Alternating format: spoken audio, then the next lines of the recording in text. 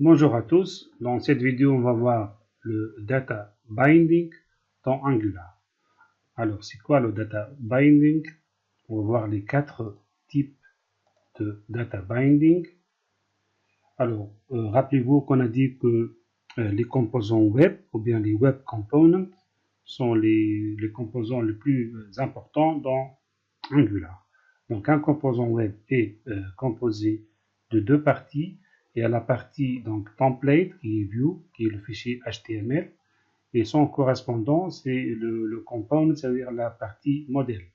Data bind, ça veut dire liaison de données entre qui et qui, entre la view, le template, le fichier HTML et la classe qui est le modèle. On a donc quatre types de liaison de données, de data binding. Alors, il y a la première qu'on appelle string interpolation. Son symbole, c'est un double accolade qui va dans ce sens. Ça veut dire, à partir du modèle, du fichier HTML, je peux accéder ou bien afficher, par exemple, des données qui sont déclarées au niveau de la classe, au niveau du modèle du composant. Donc ça va dans ce sens-là. Ensuite, nous avons Property Binding avec les crochets qui sont aussi utilisés dans le même sens. Ça veut dire à partir du fichier HTML, on peut accéder à des données déclarées au niveau du modèle. Il y a les deux autres. Le troisième, c'est le Event Binding. Ça, c'est pour les événements. Par exemple, lorsque je clique sur un bouton au niveau de ma page HTML, je veux appeler une méthode qui est déclarée ou bien définie au niveau de la classe. Donc pour cela, j'utilise l'event binding avec les parenthèses. Quatrième et dernier type de data binding, c'est ce qu'on appelle two-way binding, ou bien une liaison dans les deux sens. Ça veut dire, lorsque je modifie ici la donnée, donc je vois tout de suite la répercussion dans le modèle. Lorsque je modifie dans un input, par exemple, dans le fichier HTML, donc tout ce que je modifie ici sera donc pris en compte au niveau de la classe. Donc c'est une liaison dans les deux sens, ou bien two-way bind. Son symbole, c'est des parenthèses dans des crochets. Alors, donc, les anglophones appellent ça banana, pour dire une banane, in the box. Le box, c'est la boîte qui est les crochets. En fait, le two-way binding, c'est la combinaison du property binding avec les crochets. Et avec ça, on utilise l'event binding. C'est donc les deux à la fois. C'est très utilisé lorsque vous avez, par exemple, des formulaires à remplir pour faire des modifications sur des entités, etc. Bon, donc dans cette vidéo, on va les comprendre les quatre très bien avec des exemples pratiques. Donc je vais commencer par le premier type de data binding, à savoir string interpolation ou bien l'interpolation. Alors, première chose à faire, donc vous pouvez créer n'importe quel projet. Moi j'ai créé un projet que j'ai appelé ici data binding. Et dans ce projet Angular vierge, je vais créer un composant web que je vais appeler bind. Donc la commande qui crée un nouveau composant, c'est donc ng generate, ou bien tout simplement la lettre G au lieu de generate, component, ou bien C tout court. Le nom du composant, je l'ai appelé ici binding. Alors les options ici, dash dash, double tiré, skip test égale true, ça veut dire je ne veux pas de fichier spec.ts qui sert au test, j'en ai pas besoin pour l'instant. La deuxième option, c'est dash dash inline style equal true. Ça veut dire ici, j'aurai pas aussi besoin du fichier CSS pour ce composant. Donc comme ça, il va me créer un composant avec seulement deux fichiers.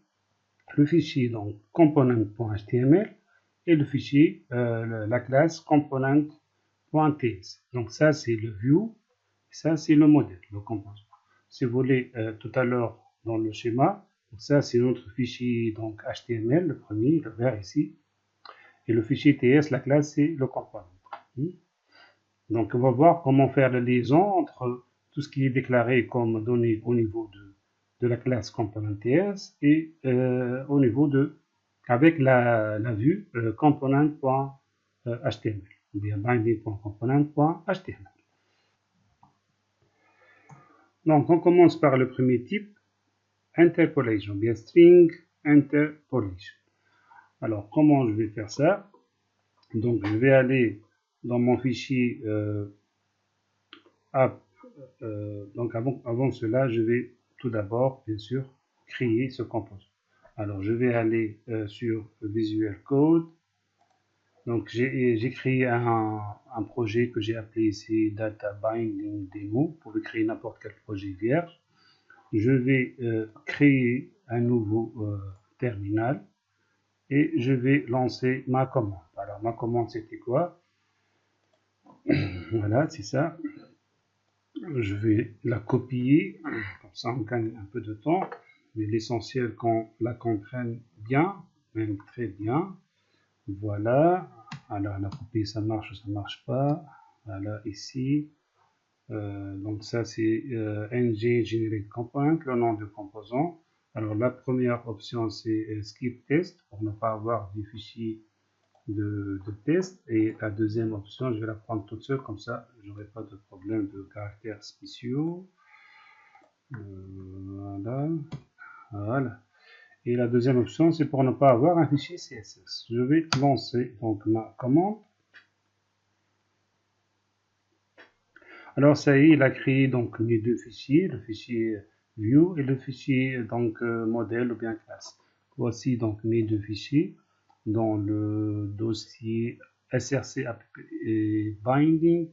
Ça c'est donc le fichier, le modèle, la classe binding component, et son template c'est ce fichier-là, hein, qui donc par défaut on a binding words. D'accord? Alors, on va lancer, je vais créer un autre terminal et je vais lancer mon serveur, ngserl.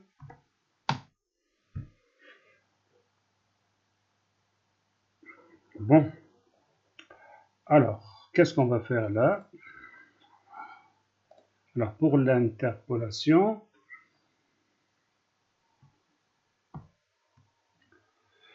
alors je vais modifier le fichier root, le fichier de départ qui est app.component.html, pour qu'il nous affiche ce titre-là, Angular 10 Data Binding, et il nous affiche ensuite le composant, tout le composant, c'est-à-dire le fichier HTML, la vue de mon composant qui s'appelle ici Binding. Donc rappelez-vous, lorsque je vais ouvrir ce composant, vous voyez ici, donc, dans le décorateur component, vous avez un attribut qui s'appelle selector. Ici, app binding, ça veut dire le nom de mon composant. Et on travaille en SPA, Single Page Application. Donc, le fichier de base qui va se lancer, c'est celui-là. On a plein de trucs ici. Ça, c'est le fichier par défaut.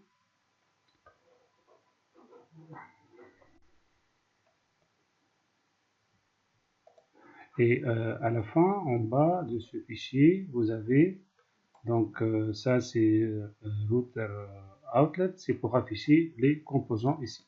Alors pour l'instant, je vais tout enlever. Je vais juste faire un petit titre comme ça, H1.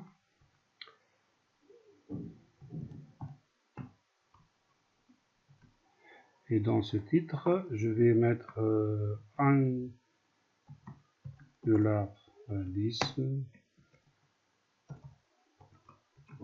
data binding. D'accord?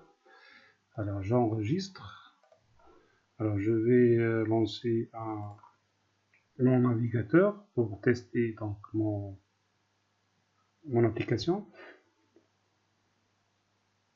Alors notre URL c'est localhost 2.4200. Vous voyez ici donc Angular 10 Data Binding. Ça c'est donc le fichier. le fichier donc app.component.html. Alors si je veux juste après ici afficher mon composant donc binding, qu'est-ce que je vois? Qu'est-ce que je dois faire? Pardon, je vais aller donc alors ça c'est le sélecteur, ça c'est pour appeler donc le composant, je dois appeler par ce nom-là, app-binding. Donc je vais au niveau de mon fichier app-component, alors la balise app-binding et app-binding, voilà. Alors maintenant, je reviens à mon navigateur. Vous voyez ici, binding, ça c'est donc le titre, et ça c'est l'affichage de mon composant bind, de sa view, ça veut dire de son fichier HTML. Donc le fichier HTML de mon composant, c'est ça. Ça, donc, nous avons ici donc binding words. D'accord. Alors on va commencer maintenant notre travail de data binding. On va utiliser ce qu'on appelle l'interpolation, bien string interpolation. Alors je vais aller donc, je suis donc mes slides. Donc je vais déclarer une variable titre au niveau de ma classe. Je vais y accéder à partir de mon HTML. Alors, pour faire ça, c'est très facile. Donc je vais aller donc dans ma classe. Ici, dans ma classe, j'appelle donc le titre, ça c'est la variable, deux points, string, c'est la chaîne de caractères, son type. Je vais y affecter une chaîne de caractères, genre des mots du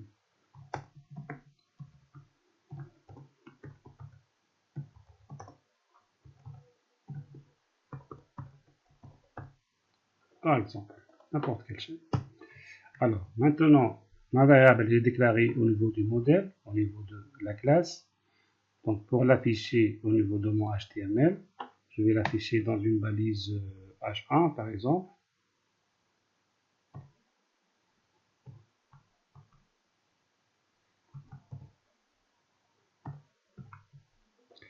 Et ici, pour accéder à la variable, j'utilise interpolation, donc interpolation, double, on appelle ça double moustache ou bien double accolade. Alors, la variable s'appelle titre. Et voilà. Alors, quand il trouve titre ici, où est-ce qu'il va la chercher? Quand il la trouve dans une interpolation comme ça, il va aller la chercher dans la classe, le modèle correspondant à ce HTML, qui est ici binding.component.titre, c'est-à-dire cette classe-là. Voilà, titre, il va afficher son contenu qui est le suivant. Donc, on va voir le résultat, et voilà, vous voyez ici, ça, des mots data binding, ça c'est le contenu de ma variable, donc ma variable titre que j'ai déclarée au niveau de ma classe. Donc si je change ça, par exemple, hein, je enregistre, ouais, vous voyez, donc il m'affiche le contenu de ma variable titre. Donc ça c'est un data binding dans un seul sens, c'est-à-dire à partir du modèle, de la vue, j'affiche des variables du modèle. C'est donc notre premier type d'interpolation. Alors maintenant, le type suivant, on va voir maintenant le property binding. Property binding, ça veut dire je vais utiliser les crochets où je peux donc relier des propriétés de boutons par exemple, ou d'autres contrôles, d'autres objets HTML. Je peux les relier à des variables déclarées au niveau du modèle. Alors, je prends un exemple simple.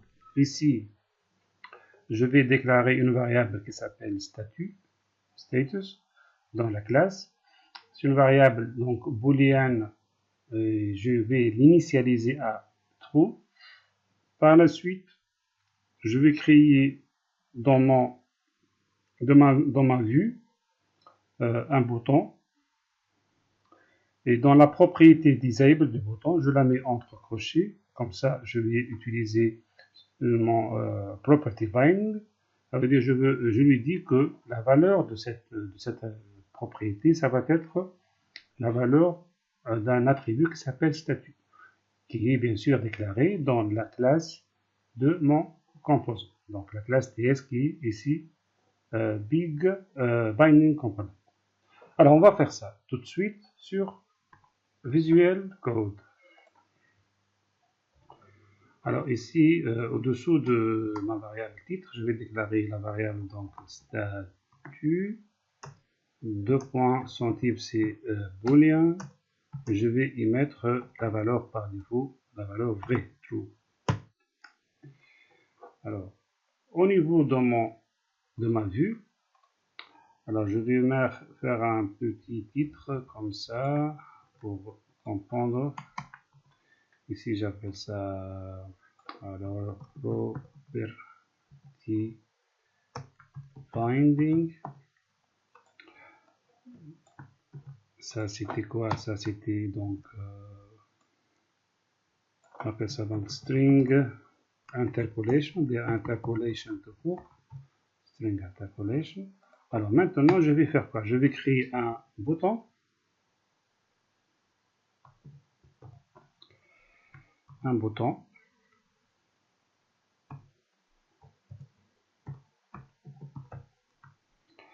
Alors le titre de ce bouton, je peux l'appeler donc cliquer ici. Bon, il y a une propriété qui s'appelle disabled. Alors dans cette propriété qui peut être vrai ou faux, true ou false.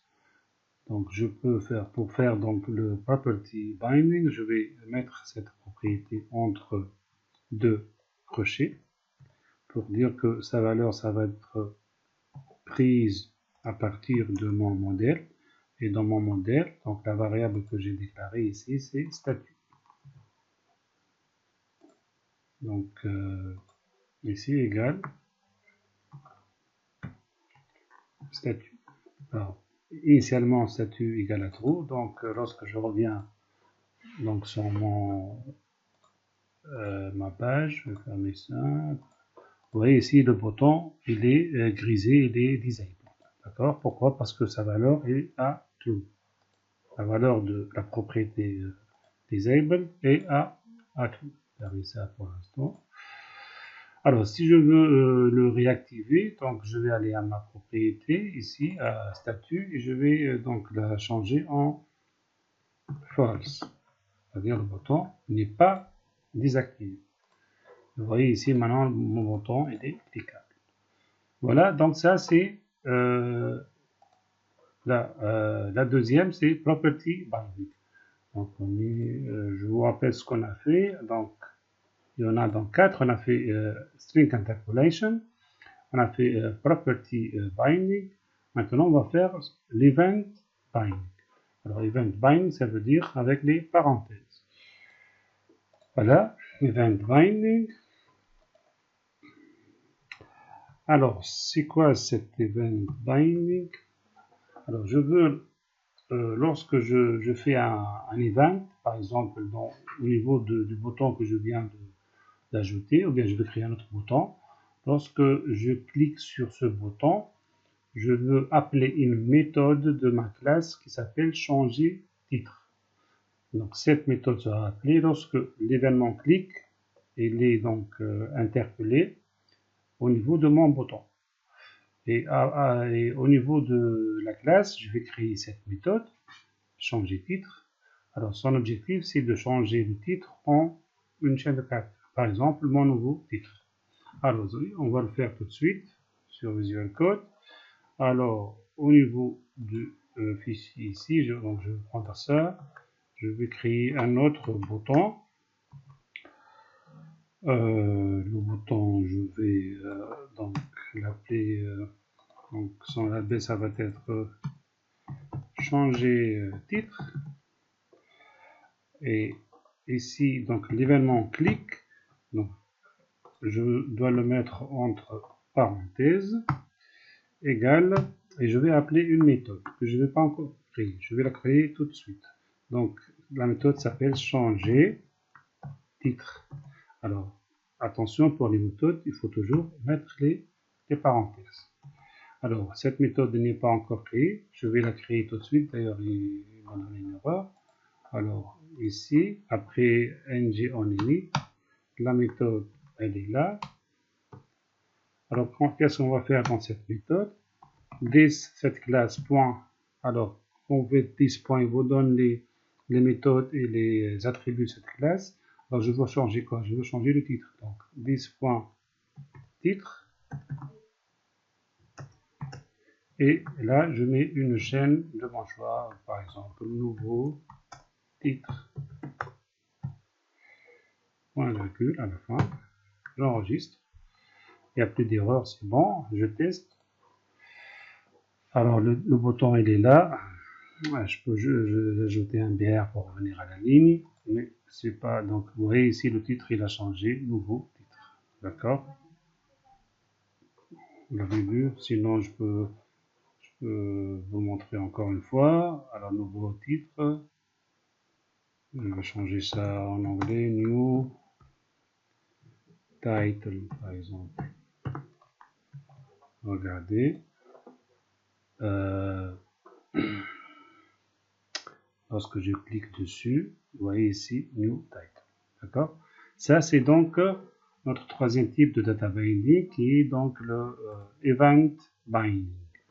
Alors, il nous reste le dernier, donc qui est celui-là, qui est donc le Two-Way Binding. Il s'agit donc d'une liaison dans les deux sens. Alors, la notation, on utilise comme on vient de le dire, banane in a box. Donc ça c'est la banane, ça c'est le box, la boîte. Et ce binding utilise une directive de Angular qu'on appelle ng-model.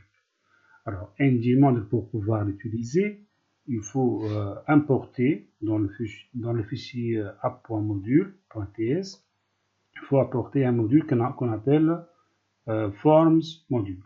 Donc, avant de travailler avec ng-model, la première chose à faire, retenez-le, c'est d'importer Forms module dans mon fichier app.module.ts.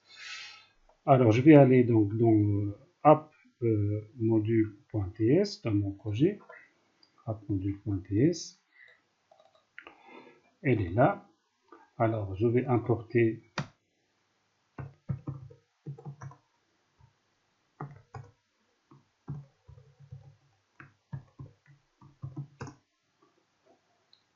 import form module from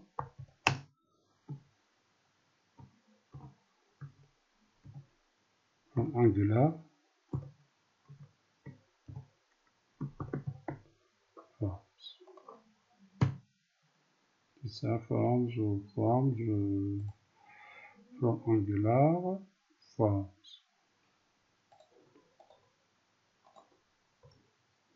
Bon. Alors, Angular, ça manque à N, bien sûr. Angular forms. Alors, maintenant, je vais donc, puisque je vais l'utiliser, je dois donc l'importer au niveau de imports. Donc, ce form ici, virgule, entrée, form module. Voilà. Maintenant, je peux utiliser donc ma directive ng-module. J'importe le forms module, et je l'importe ici, je l'ajoute dans la balise, dans la rubrique import ici, forms module. Je continue. Alors maintenant, je vais modifier le fichier donc HTML. Alors qu'est-ce que je vais faire dans HTML? Je vais ajouter donc un petit titre, un input pour lire un texte, et ce texte que j'ai lu, je vais l'afficher donc avec un H3. Et au niveau du modèle, je vais créer un attribut qui s'appelle nom, de type string, dans lequel j'ai mis mon nom. Alors, on va le faire. On va aller donc, je commence par le modèle, par exemple. Voilà, le modèle, c'est la même chose. Alors ici, je déclare une variable que j'appelle nom, de type string, et je mets dedans non, par exemple. Je vais mettre bien sûr le vôtre. Hein.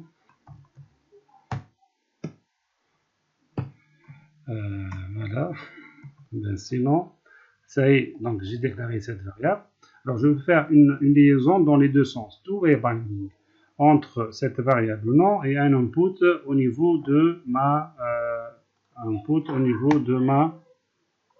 page HTML. Bon, je vais commencer par un petit titre. Alors ici, il s'agit ici de la liaison two-way binding. Je vais créer un input.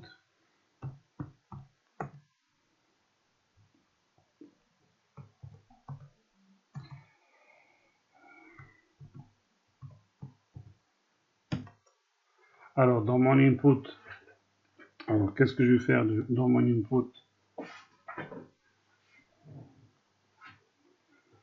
Je vais donner donc le type et la directive ngModel. Alors le type de ce input c'est texte. Alors ici, donc je mets mon box, la banane, et j'écris ici donc ngMod, ça donc c'est ma directive, égale, et je donne donc le nom de la propriété, c'est nom, c'est ça, ngModel égale nom. Ça veut dire quoi? Ça veut dire je vais relier la valeur de cet input qui permet donc de lire des données. Tout ce que j'écris dans cet input, il va être mis dans nom. Et initialement, tout ce qui est dans nom, il va être affiché dans cet input. Et pour vérifier, juste après, je vais afficher le nom grâce à ça. Qui est quoi ça? C'est le string interpolation.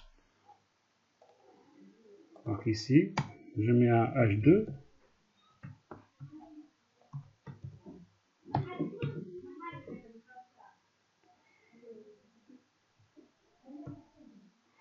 Alors ici, je mets mon bonjour, par exemple, bonjour, et j'affiche le nom.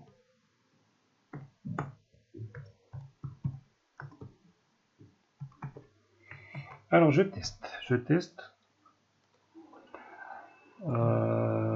Two-way binding. Alors l'input je le vois pas. Pourquoi je le vois pas? Bon, non, l'input il est là, je l'ai pas vu parce que j'ai pas utilisé Bootstrap, donc j'ai l'habitude de voir les boutons en Bootstrap. Il n'est pas très joli à voir, mais bon, ça fonctionne. Vous voyez, lorsque je change de nom ici, et automatiquement le nom change. Ça, c'est donc two-way binding, il y a une liaison entre le contenu HTML de l'input et la variable nom au niveau de ma classe. Et comme ça, hein, ça marche. Et ça, vous voyez ça, c'est réactif. C'est donc très bien. Alors comme ça, on a terminé donc cette vidéo. J'espère qu'elle vous a plu et que c'était clair. Et donc je fais une petite récap. Alors, qu'est-ce qu'on a fait? On a vu donc les quatre types de data binding, le string interpolation dans un seul sens, le property binding dans un seul sens pour changer les propriétés avec les crochets, l'event binding, c'est pour les événements, tels que clic, etc. Et two-way binding, ça va être donc dans les deux sens. Merci pour votre suivi et à très bientôt.